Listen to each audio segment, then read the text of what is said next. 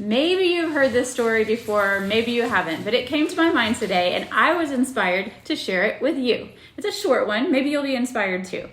So there was this young girl who was watching her mother bake a ham for a family gathering like Easter or Thanksgiving maybe, and she noticed that her mom was cutting off the ends of the ham before placing it in the pan to put it in the oven. And she's like, "Mama, why do you cut the ends off before baking the ham?"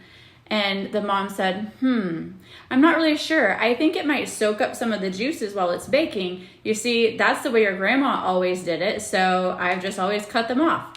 Why don't you call your grandma and ask her? So the little girl phoned her grandma and said, "Grammy, Mom is baking a ham right now and she's cutting off the ends and I noticed it. She said she always did it because that's what you've always done. I was just wondering if you could tell me, is it to soak up the juices while it bakes or why do we cut the ends off of the ham?" And the grandmother kind of chuckled and she said, "Well, that's true. I do cut the ends off of the ham before baking it. Not really sure why either. I learned how to cook from my mom. Maybe you should call and ask her." So the inquisitive little girl, she picks up the phone and she calls her great grandmother and says, "Okay, so I'm excited to ask you this question because surely you have the answer. According to Grammy and to my mom, that you cut the ends off of a ham when you're baking the ham and that there must be a reason. I'm just wondering, is it to soak up the juices?" She giggled and said, "Oh no, sweetie, I just never had a pan quite big enough, so I always had to cut off the ends of the ham for it to fit in the pan." So the allegory of the ham is not new. If you've heard that story, it has been told numerous ways, numerous times, but it's a great example of the critical thinking errors that we make in everyday processes. Why do we do the things that we were always told to do or taught to do the way something's always been done, right? I see that right now across the board in real estate as well. We're in the craziest housing market in decades, and people are still operating the same way, still using obsolete strategies and thinking outdated thoughts without any reason except for that's just always how it's been done.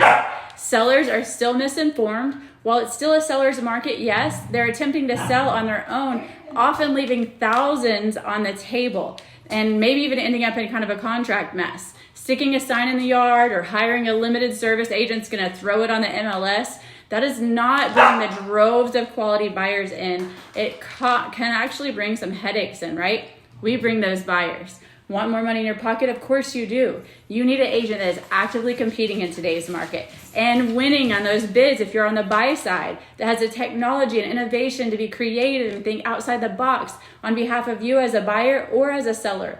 Digital tools, loan programs, offer flexibility, knowing what platform to market on, which one is a waste of money that maybe 6 months ago was the one to be on, staging, pre-listing inspections, warranties, marketing strategies, safety and security issues, changing guidelines and contracts.